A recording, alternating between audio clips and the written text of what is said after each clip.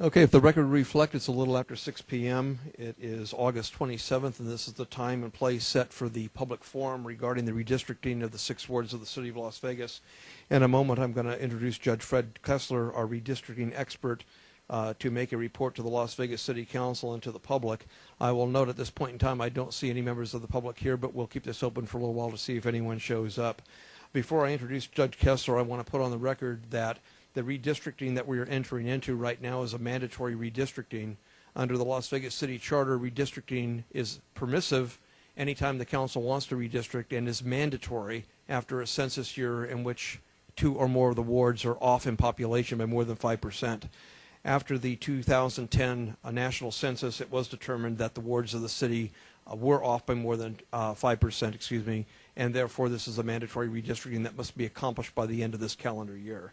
With those comments, let me turn it over to Judge Fred Kessler, who will make a report to the City Council and to the public, and then we'll open it to the public for comments. Judge Kessler? Thank you very much. Before I start, let me first thank the members of the City Council, the mayor, and also the city manager and the city attorney, who I worked very closely with. I also want to particularly thank Mr. Lomax and the Clark County election officials for their assistance and their cooperation in providing me with the information that I needed. And I particularly want to thank Richard Westmuth and Peter Lowenstein at the Department of Planning for their assistance, because I would never be able to get this done without the assistance of what I think are the outstanding public employees of the City of Las Vegas.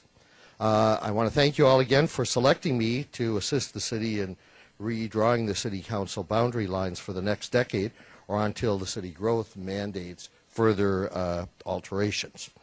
I would like to recommend the adoption of a redistricting plan, the copies of which are attached, and maps for all the districts are here for the public to be able to see.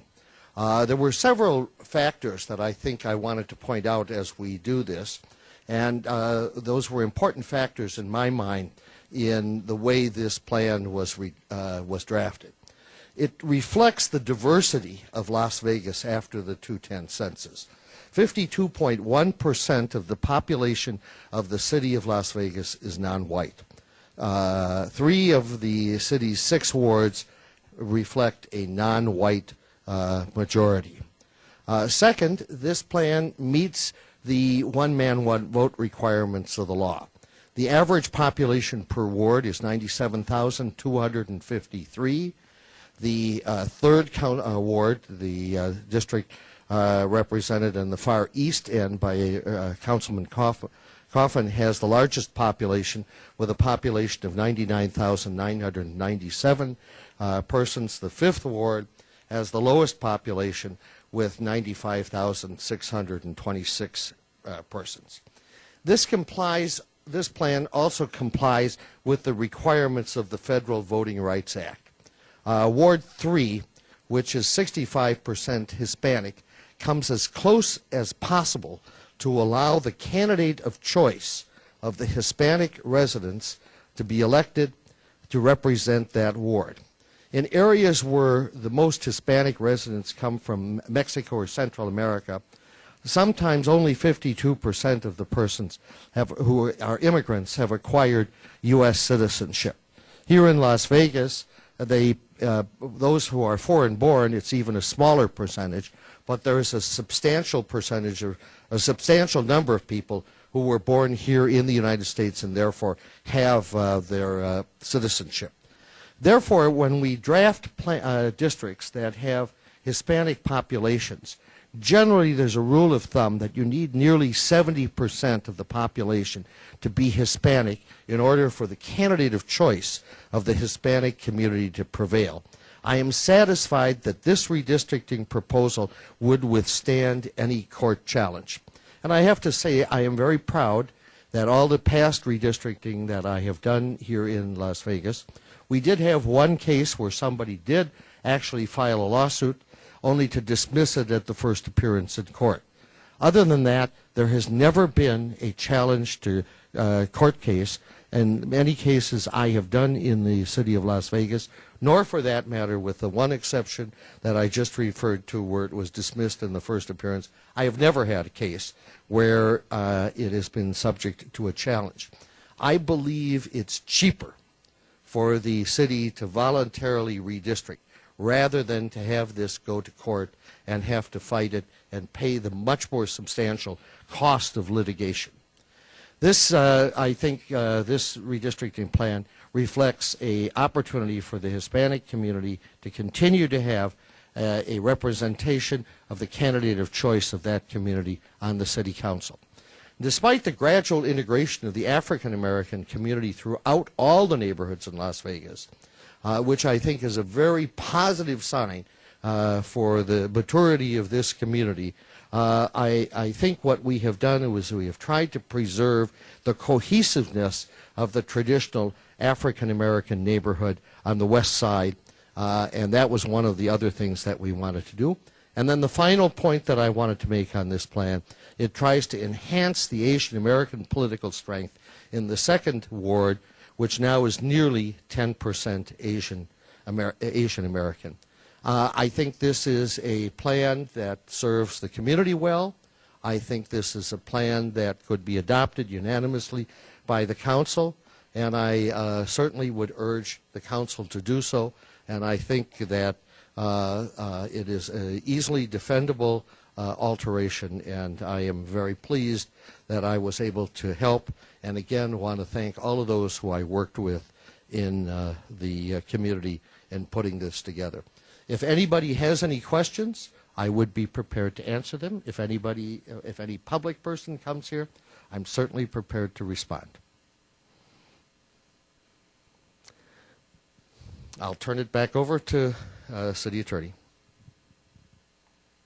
We'll stay on the record for another 5 minutes to see if anyone shows up. Let me first of all correct a mistake I made early on. If the wards are off by more than 5%, the redistricting is required, and they are off by more than 5%, not 10%. And let me ask the city clerk to put on the record, Brett, that before tonight's hearing, were you able to notice this hearing for the public, and how did you do so? Yes, we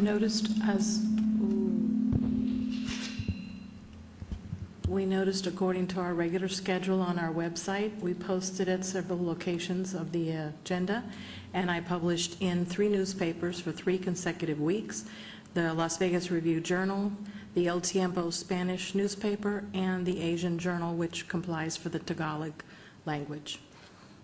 Very good, thank you. What we'll do is we'll keep this open for another 5 minutes. Let me make a record that to the right of me are 3 ward maps, and to the left of me are 3 ward maps reflecting the individual proposals for the 6 wards of the city. In the center of the room is a map reflecting the entire city redistricting. These maps will be on display in the lobby of City Hall between now and November. The next opportunity for the public to make comment on these maps will be at a recommending committee in November. We will make an official announcement in October as to when that committee meeting will be.